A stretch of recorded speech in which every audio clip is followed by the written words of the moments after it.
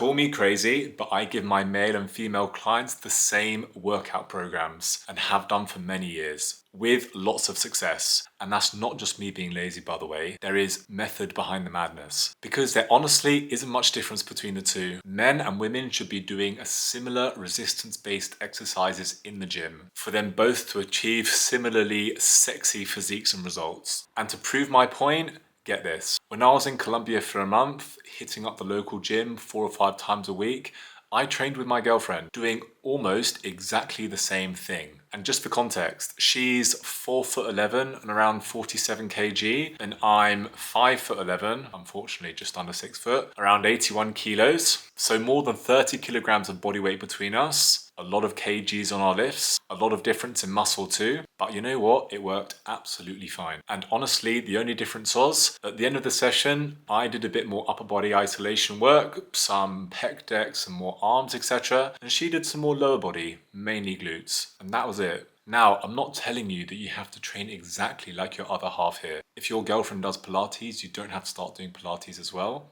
And if your boyfriend does hardcore powerlifting, you definitely don't need to do that as well. But I'm just explaining my way of thinking here, so hear me out. So I think I'm either being smart here, and this is going to change the way you approach your training, or I'm completely wrong, so in which case you can laugh at me in the comments down below. But let's just for a moment think about this logically. Men and women don't have different muscle groups. We're both the same. We have the same musculature. It's not like only men have biceps and women don't, or only women have glutes and men don't. We literally have the same body parts. Yes, women tend to have wider hips for childbirth and a narrower shoulder girdle, but men still have hip muscles and women still have deltoids. And generally speaking, the goal of a training program should be to stimulate most of the muscle groups within the body, upper body and lower body. You don't want to leave too many out if you can, too often, and I'll explain why later. And sure, there are more differences between us, usually culturally driven depending on where you are in the world.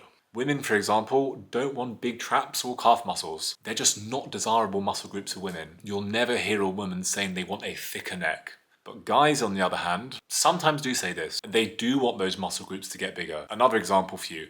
Guys tend to want to have bigger pecs, especially that upper pec, Arnold style. And women don't really care about this muscle group. I've never had a woman telling me they want bigger pecs. Bigger boobs? Maybe in a different video. But what I'm trying to say is different muscle groups are going to be on the radar for men and women. But then again, think about it like this. Women's muscle building potential is so low anyway because of the lack of testosterone, the muscle building hormone, that even if my girlfriend was to train traps every single day, would they even get that big? I'm not sure, and she's probably never going to find out anyway. So we agree there will be slight nuances here and there when it comes to female training and male training. But we're talking small percentages here that will make up a fraction of the overall training approach.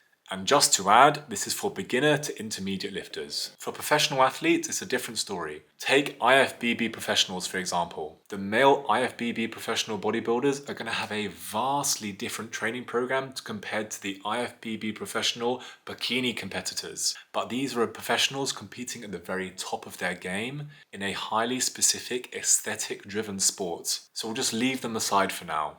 But in this day and age, it's actually very difficult because these people are very prominent and dominant on social media. I'll talk about that in another video. But there is another side to this as well. If you're not targeting the whole body in any given week or month, then you'll start to look a little bit odd. Take the absolute classic skipping leg day look for guys. I see it all the time in the gym. Guys who allocate the vast majority of their training volume from the waist up and they basically ignore the legs. It just looks ridiculous. Doing some sort of inverted Dorito impression on the beach is not a look you want to go for. For women, it's something similar. All the volume going on the lower body and abs and nothing in the upper body. Think about it like this. The wider the shoulders are, the narrower the waist will look. It's almost like you're an artist trying to sculpt your own body, which is the beauty of bodybuilding. So you have to be careful if you're going to take your training seriously. If you're in the 1 session a week camp where you only make it to the gym once a month, you do some classes here and there but nothing serious, this is a problem that you do not have to worry about because you're not going to be building any muscle anyway, trust me. Okay, so leaving aesthetics aside for a moment, because while it's important, it's not the be all and end all. But let's be honest, the main reason you go down to the gym in the first place is to improve how you look in most cases. So leaving that aside, there's also a functional element for wanting to train the body as a whole. Simply put, if you start to ignore muscle groups over time, you'll start to develop injuries or leave the door open for injury. If you only ever train quads when you train your legs, you're probably going to get some sort of hip injury down the line because you haven't trained your glutes and hamstrings. If you're only training the muscles you can see in the mirror and you're ignoring the ones you can't see, same again, you're probably going to develop some sort of injury if you're training hard like that.